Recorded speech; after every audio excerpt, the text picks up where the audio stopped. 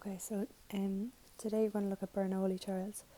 So first off, what are Bernoulli Trials? So they're trials in which a single action is repeated over and over, and that's really important to see. So the action is repeated over and over. So like examples of things like this are if a dice is rolled 4 times, if a coin is flipped 16 times, if a man takes 4 flights in 1 week. So the action of the dice being rolled, the coin being flipped, and the man taking the flight is repeated over and over. So whenever you come up with something like this, it's actually going to be called a Bernoulli trial. In Bernoulli trials, so what you'll be doing is you're either going to deem each trial a success or a failure. So it's always the way it's going to be. So everything is going to be either success or failure, and that's really important. So you'll find the probability of it being a success and the probability of it being a failure. So you label these yourself, so I have that there.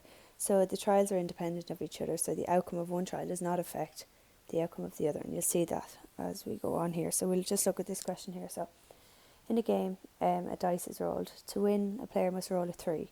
What's the probability that the player rolls a 3 on the second roll? So we know it's a Bernoulli trial because it talks about it's a repeated action. See the way that has the second here, so it's a repeated action. That's how we know it's a Bernoulli trial. Okay, so that's our giveaway there. Okay, so we need to label it, as we said, either a success or a failure. So what is the probability of somebody rolling a 3 on a dice? So we know that that's 1 over 6. Okay, so we know that rolling a 3 is here. This is our success. So our probability of having a success is equal to 1/6. And what's our probability of having a failure then? If the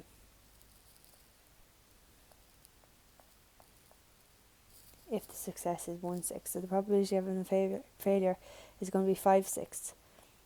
Because if we think, what would the failure of not rolling a 3? Well, it's the probability of rolling a 1, a 2, a 4, a 5, and a 6 on a dice. So it's going to be 5 over 6.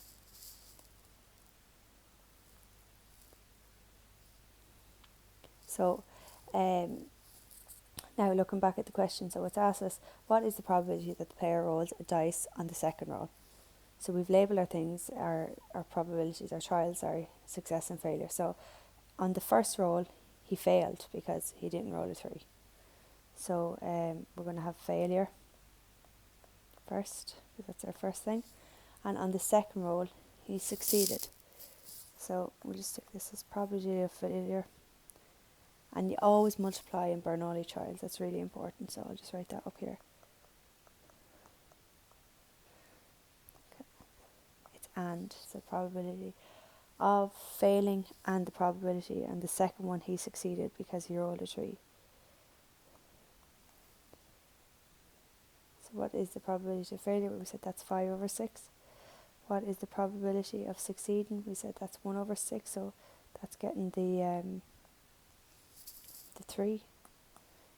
The dot means we multiply them, so that gives us 5 over 36. So the probability of rolling a 3 on the second roll is 5 over 36. And that's a Bernoulli trial. We'll do another example there in 1 second. So okay, so another question. So a die is thrown 3 times. So again, this 3, the fact that it's thrown 3 times highlights first that it's a Bernoulli trial. Find the probability that you get a 6 on each throw. Okay, so we'll do that first. Let's call it A. So a 6 on each throw. So first off, what is the probability of getting a 6 when you throw a dice? So it's 1 over 6. And we know the probability of getting a 6 is going to be actually our success, because that's what we want.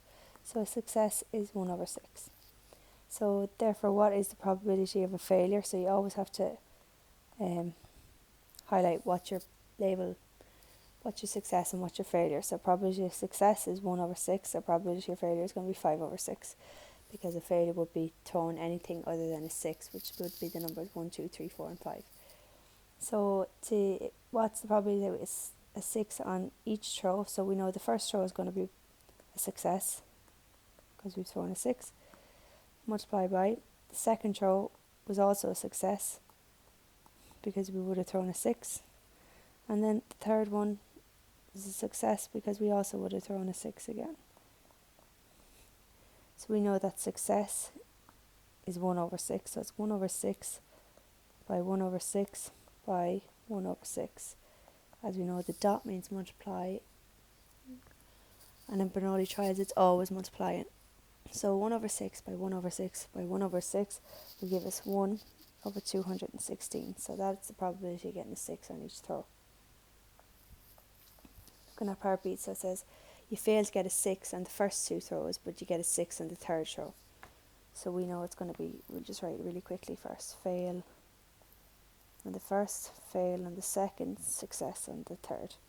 Right, so the probability of a fail multiplied by the probability of a fail multiplied by the probability of success, because they said we'll get the success on the third trial. So probability of a fail, well, we've worked that out, is 5 over 6 up to here.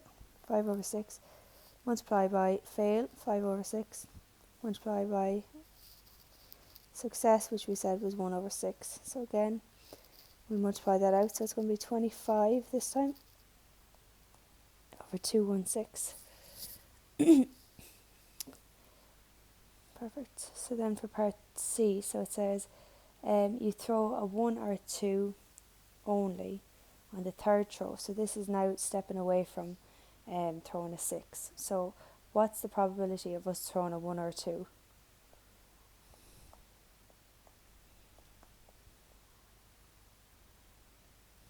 Well, the R highlights to us that it's going to be adding anyway. But we can work it, because it's dice, we can work it out in our heads. So what's the probability of throwing a 1 or 2 on a dice? Well, there's 1 and 2. So that means it's 2 numbers. So 2 over 6, which is actually a third. And what's the probability of not throwing a 1 or 2? So we'll just state that this is actually a success first. So success is going to be a third, because it's throwing a 1 or 2. And the probability of not throwing a 1 or 2 is going to be the probability of the failure. Sorry, U or E is 4 over 6, which is equal to 2/3.